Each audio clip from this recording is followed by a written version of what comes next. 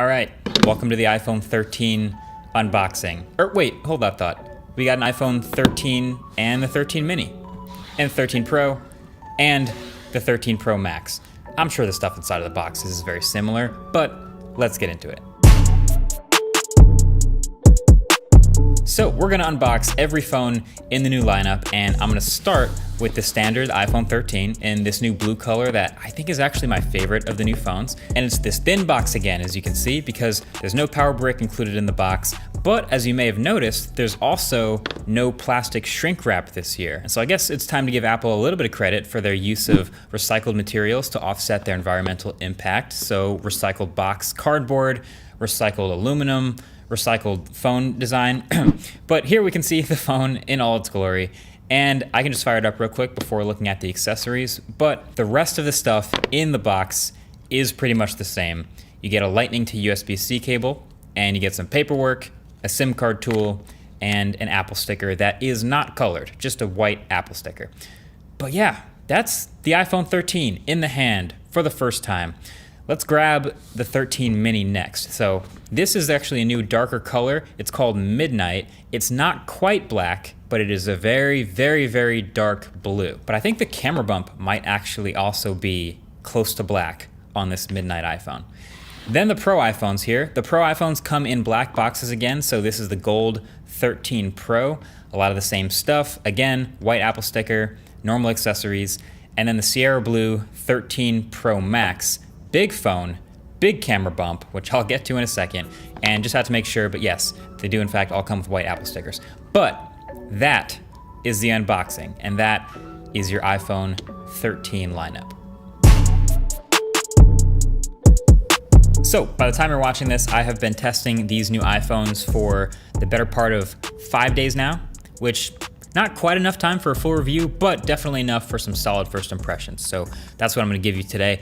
Also, make sure to subscribe to be among the first to see the full reviews when they drop. And also let me know which one you wanna see reviewed first. But yeah, from the outside, it looks almost identical to last year's phone, and in the hand, it feels almost the same too. Although it is a 1/4 millimeter thicker, which I don't notice at all, but then also about 20 grams heavier, which I do notice. Not by much, but I did notice because I'm so calibrated to the 12. Now, most of this extra heft is from a slightly larger battery capacity.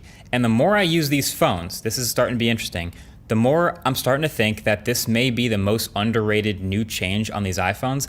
I have been very impressed with the battery here, especially on the larger phones. So I had a day with the 13 Pro where I had nearly 5 hours of screen on time with half battery left, which is crazy good. And that's not even the Pro Max. So we'll see if this continues to hold up, but that's definitely something to keep an eye on this year that I wasn't expecting as much. You know, obviously it's a pretty minor update, but in the grand scheme of things, even if Apple didn't add crazy fast charging or ultra fast wireless charging, the fact that they did make the phone a little thicker and a little heavier for a little bit of a bigger battery, all right, yeah, thumbs up. But really, the only other two updates to evaluate are the cameras and the screen. So for these cameras, I already have a bunch of sample photos here, and I encourage you to follow me on Twitter or Instagram because I'm gonna keep posting new sample photos and videos as I keep testing these.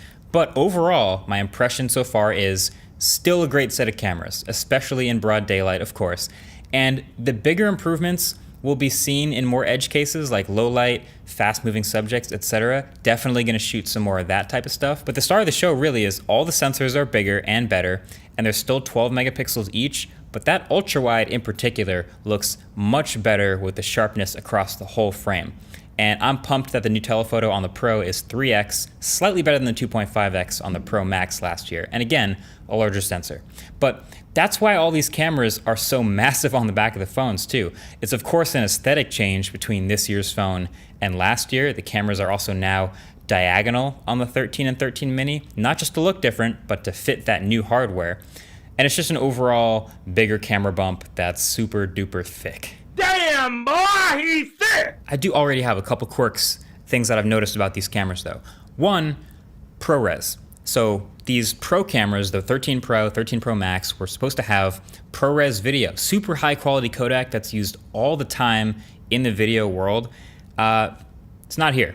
It's not here yet, anyway. This is a coming soon feature that will apparently be pushed sometime with a software update.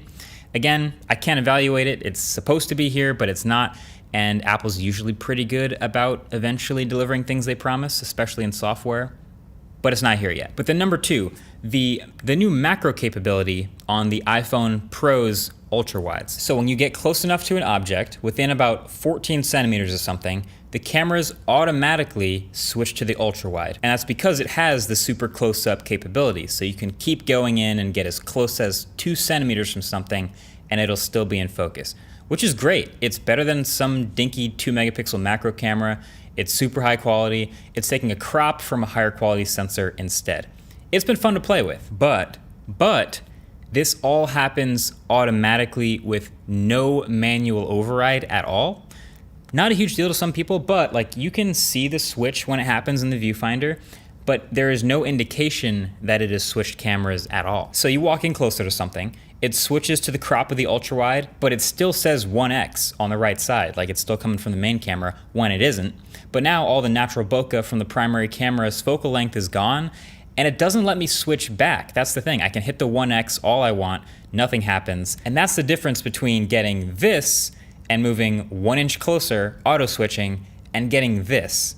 It just looks worse. Now, maybe they do that automatically to prevent some of the fringing that can come with close-up subjects from these larger primary sensors.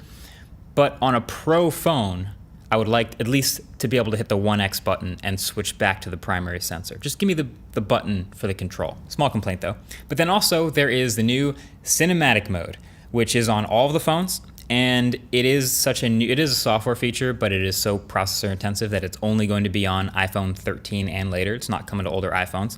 But this was described on stage as focus rocking and AI-based face tracking for shooting more cinematic videos. I think this is going to look like, to regular people, like video portrait mode. So first of all, in the camera modes, it's got its own dedicated swipe over panel. So there's portrait photos, then regular photos, then regular videos, then cinematic mode, which immediately applies the fake extra depth of field. Now, there's way more manual controls, so I'm thinking maybe I'll try to shoot a whole video or something with this to see if it's worth your time for people trying to make videos on the iPhone. But for now, for normal people getting this phone, yeah, that background blur is gonna get the most attention. It's like video portrait mode. So I got a lot of camera testing to do. But you know what didn't take me very long to evaluate is the new screens. So they're all the same size as last year, but they are brighter. They've got a slightly 20% smaller notch thanks to the movement of that earpiece up top, and the Pro versions now have 120 Hertz ProMotion. So the smaller notch, it's all right, I guess. To my eye, honestly, it makes almost no difference because you don't actually get much screen real estate back. Apple didn't even have the courtesy to add an option to see the battery percentage up there in the status bar or do anything with the extra screen real estate. The 120 Hertz ProMotion though, it's legit, it's amazing, it's very nice looking, and it's about damn time. And I'm gonna probably say the same thing again when it finally comes to the Pixel 6, also this year. But yeah, it's about time. Now to be fair, Apple's had, in my description, some of the smoothest feeling 60 Hertz phones of the past, but the second I unlocked the 13 Pro for the first time out the box and I could see that high refresh rate, I loved it. I mean, you can see my actual real-time reaction in the BTS video that we just dropped on the studio channel.